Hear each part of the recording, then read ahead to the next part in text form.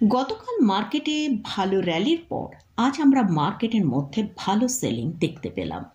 Nifty 174 point, Sensex 624 point এবং bank Nifty 219 point নিচে close দিয়েছে।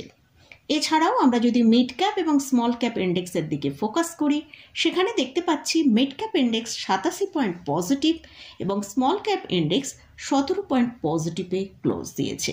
অর্থাৎ মিড ক্যাপ এবং স্মল ক্যাপ ইন্ডেক্সের মধ্যে কিছুটা হলেও বাই আমরা দেখতে পাচ্ছি। তো আজকে আমরা নিফটি, ব্যাংক নিফটি এবং সেন্সেক্সে এতটা সেলিং কেন দেখলাম সেটা নিয়ে আলোচনা করব। এর সাথে সাথেই আগামীকাল নিফটি, ব্যাংক নিফটির কোথায় সাপোর্ট রয়েছে সে বিষয়েও আলোচনা করব। আর আপনারা কতগুলো স্টক সম্পর্কে আলোচনা করার জন্য রিকোয়েস্ট করেছেন, তার মধ্যে থেকে 3টে স্টক নিয়ে আজকের ভিডিওয়ে আলোচনা করব। চলুন তাহলে ভিডিওটা শুরু করা যাক। তো ভিডিও শুরু করার আগে বলি, চ্যানেলে যদি ফার্স্ট টাইম ভিজিট করে থাকেন অবশ্যই চ্যানেলটা সাবস্ক্রাইব করে নেবেন আর পাশে থাকা বেল আইকনটা প্রেস করে রাখবেন। আমি ভিডিও আপলোড করার সাথে সাথে আপনাদের কাছে ভিডিওটা পৌঁছে যাবে। তো আজ নিফটি ওপেন হয়েছিল 24,956। সেখান থেকে আমরা দেখলাম নিফটি নিচের দিকে বেশ কিছুটা এলো 24,762। সেখান থেকেই আমরা দেখলাম ভালো একটা আপসাইড তৈরি করলো, যেটা ওপরের দিকে 25,062 পর্যন্ত হাই তৈরি করেছে। কিন্তু সেখান থেকে ভালো প্রফিট বুকিং এলো, নিফটি নিচের দিকে লো তৈরি করে 24,704। তো আজকে কিন্তু মার্কেটের মধ্যে অসম্ভব একটা ভোলাটিলিটি ছিল। তো যেহেতু এই রানিং উইকেই মার্কেটের মধ্যে আমরা মান্থলি এক্সপায়ারি দেখতে পাবো, তার জন্য মার্কেটে বেশ ভালো একটা ভোলাটিলিটি তৈরি হয়েছে। এছাড়াও এফআইসরা বিগত কয়েকদিন ধরে মার্কেটের মধ্যে একদিন বাই করছে, তো নেক্সট ডে তারা সেলিং করছে। এর জন্যই কিন্তু মার্কেটের মধ্যে আরও বেশি ভোলাটিলিটি তৈরি হচ্ছে। এবং আজকে এই যে মার্কেটে এতটা সেলিং এসছে, সেটা কিন্তু এই কারণের জন্যই। এফআইসরা মার্কেটের মধ্যে একটা স্ট্রং সেলিং করেছে, তার জন্যই কিন্তু এতটা সেলিং হচ্ছে। না হলে কিন্তু মার্কেটের মধ্যে এমন অন্য কোনো সেরকম রিজন আমরা দেখতে পাচ্ছি না যে মার্কেটে এতটা সেলিং হবার মতন। তো যাই হোক, আগামীকাল নিফটি, ব্যাংক নিফটি এরকম ট্রেড করবে সেটা নিয়ে আলোচনা করব। তার আগে আমরা যদি গ্লোবাল মার্কেটের দিকে ফোকাস করি, মানডেতে আমেরিকা মার্কেট ক্লোজ ছিল আর আজকে দেখতে পাওয়া যাচ্ছে ডাউন জোনের ফিউচার এবং ন্যাসডাকের ফিউচার পজিটিভে ট্রেড করছে এবং ইউরোপ মার্কেটও কিন্তু পজিটিভে ট্রেড করছে। তো আজকে নিফটি ক্লোজ হয়েছে 24,826-এ। এখন নিফটির জন্য যেটা স্ট্রং সাপোর্ট রয়েছে সেটা হচ্ছে 24,700 থেকে 24,800। গতকালই আপনাদের সাথে শেয়ার করেছিলাম যে নিফটি যদি 25,100-র উপর ট্রেড করতে পারে তাহলে কিন্তু নিফটির মধ্যে ভালো মুভ আসবে। তো আজকে কিন্তু আমরা দেখেছি নিফটি যে হাই তৈরি করেছে 25,062 পর্যন্ত হাই তৈরি করেছিল। তো সেই জন্য কিন্তু আমরা নিফটির মধ্যে সেরকম ভালো একটা যে আপসাইড মুভ, নতুন করে যে ভালো আপ মুভ দেখানো, সেটা আজকে নিফটির মধ্যে আমরা দেখতে পাইনি। তো যতক্ষণ না নিফটি 25,100 পার করে ওপরের দিকে ট্রেড করে সাস্টেন করতে পারছে, আমরা কিন্তু নিফটির মধ্যে সেরকম ভালো করে নতুন কোনো মুভ দেখতে পাবো না। তো যাই হোক, নিফটি আজকে যেহেতু 24,826-এর কাছে ক্লোজ হয়েছে, তো সেই কারণেই আগামীকাল যদি দেখি নিফটি 24,880-র ওপর ট্রেড করে সাস্টেন করছে, তাহলে নিফটি ওপরের দিকে 24,960 থেকে 25,000 পর্যন্ত একটা আপ মুভ দেখাতে পারে। আর যদি এই 25,000-এ গিয়ে সাস্টেন না করে তাহলে কিন্তু সেখান থেকে একটা ভালো সেলিং আসার সম্ভাবনা আছে। আর নিচের দিকে যদি 24,700-কে ব্রেক করে নিচের দিকে ট্রেড করে, তাহলে নিচের দিকে আমরা নিফটিকে 24,625 পর্যন্ত নিচের দিকে আসতে দেখতে পারি। তো এটা গেল নিফটি নিয়ে আলোচনা করলাম। এবারে আসছি ব্যাংক নিফটি। ব্যাংক নিফটি আজকে ক্লোজিং দিয়েছে 55,352-তে। তো আজকে ব্যাংক নিফটির জন্য যে সাপোর্টটা ছিল, অর্থাৎ 55,000-এর ওপরেই কিন্তু আজকে ব্যাংক নিফটি ট্রেড করেছে। তো 55,000-এর সাপোর্টকে মেনটেন করেছে।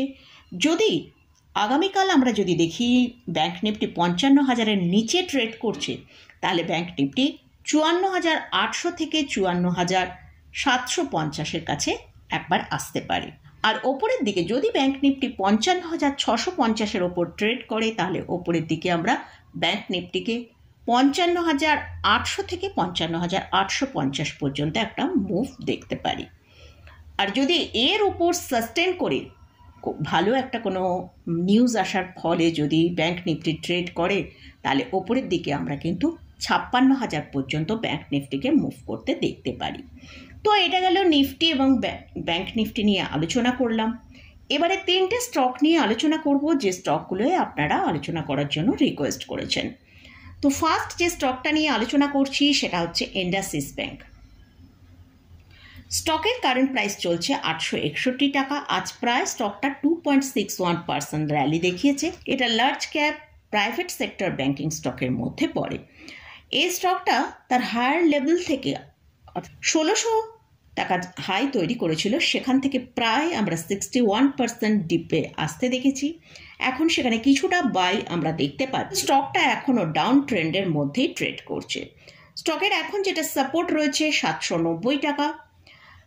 যদি এই সাপোর্টটা মেনটেন করে, তাহলে শর্ট টার্মে স্টকটাকে আমরা 860 টাকা থেকে 890 টাকা পর্যন্ত একটা মুভ করতে দেখতে পারি।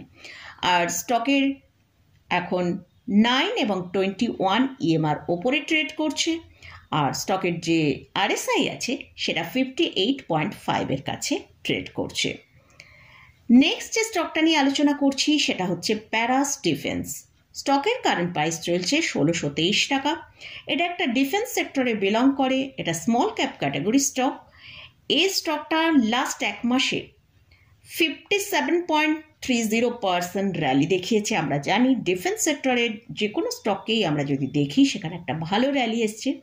তো এই স্টকটা যেহেতু স্মল ক্যাপ ক্যাটাগরি স্টক, এখানে যখন ডাউন সাইডটা দেখায় তখন অনেকটা ডাউন দেখায়, এবং আপও যখন হয় তখন একটা ভালো আপসাইড আমরা দেখতে পারি। তো স্টকটা যদি 52-উইক হাই দেখি 1945 টাকা, 52-উইক লো হচ্ছে 750 টাকা। তো মোটামুটি স্টকটা কিন্তু এখন তার হায়ার লেভেলের কাছে ট্রেড করছে এবং স্টকটা এখন আপ ট্রেন্ডের মধ্যে ট্রেড করছে। তো যদি স্টকটাকে পোর্টফোলিওর জন্য অ্যাড করার জন্য চিন্তা ভাবনা করেন, তাহলে আমার মনে হয় একটু ওয়েট করা বেটার হবে। স্টকটা এখন অনেকটা হাই প্রাইসের মধ্যে রয়েছে।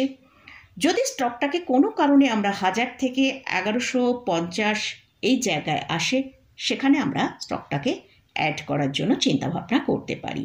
আর যদি শর্ট টার্মের জন্য স্টকটা আপনার হোল্ডিংয়ে থাকে, তাহলে স্টকটার জন্য যে সাপোর্টটা রয়েছে এখন সেটা হচ্ছে 1474 টাকা। এর নিচে গেলে ভালো সেলিং আসতে পারে। আর স্টকটা আপাতত এখনও আপ ট্রেন্ডেই রয়েছে। তো হয়তো এখান থেকে বেশ কিছুটা আপসাইড আবার দেখাতে পারে। তো তার জন্য আমাদের অবশ্যই স্ট্রিক্টলি স্টপ লস মেনটেন করতে হবে। আর স্টকটা এখন তার 9 এবং 21 EMR ওপরে ট্রেড করছে। আর স্টকটার RSI চলছে 65.44 কাছে। তো স্টকটার মধ্যে কিন্তু এখন যেহেতু ডিফেন্স সেক্টর এখনও ভালো ফ্লেভারে আছে, তাই কিন্তু এই স্টকের মধ্যেও কিন্তু একটা ভালো আবারও আপসাইড দেখতে পেতে পারি যদি সাপোর্টটা মেনটেন করতে পারি। নেক্সট যে স্টকটা নিয়ে আলোচনা করছি সেটা হচ্ছে সেনকো গোল্ড। স্টকের কারেন্ট প্রাইস চলছে 364 টাকা 50 পয়সা। এই স্টকটা কিন্তু এখন যদি চার্টে দেখি সেটা দেখতে পাচ্ছি ডাউন ট্রেন্ডের মধ্যে ট্রেড করছে। এই স্টকও তার হায়ার লেভেল থেকে প্রায় 66% ডিপ দেখিয়েছে। তো স্টকটা এখন একটা কনসোলিডেশনের মধ্যে ট্রেড করছে। যদি স্টকটা 410 থেকে 420 ওপরে ট্রেড করে সাস্টেন করে ক্লোজিং দিতে পারে, তাহলে স্টকটার মধ্যে একটা আপসাইড আসতে পারে, যেটা ওপরের দিকে 500 থেকে 530 টাকা পর্যন্ত যেতে পারে। তবে এটার জন্য কিন্তু সময় লাগবে। আর স্টকটা এখন একটা রেঞ্জের মধ্যেই ট্রেড করছে। ওপরের দিকে 400, নিচের দিকে 320, এই রেঞ্জের মধ্যে স্টকটা এখন ট্রেড করছে।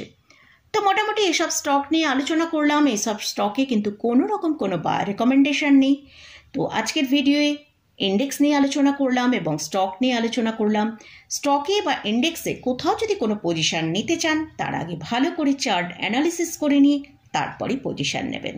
তো মোটামুটি আজকের মতন ভিডিওটা এখানেই শেষ করছি। ভিডিওটা যদি ভালো লাগে অবশ্যই লাইক করবেন, শেয়ার করবেন, সাবস্ক্রাইব করবেন। ধন্যবাদ।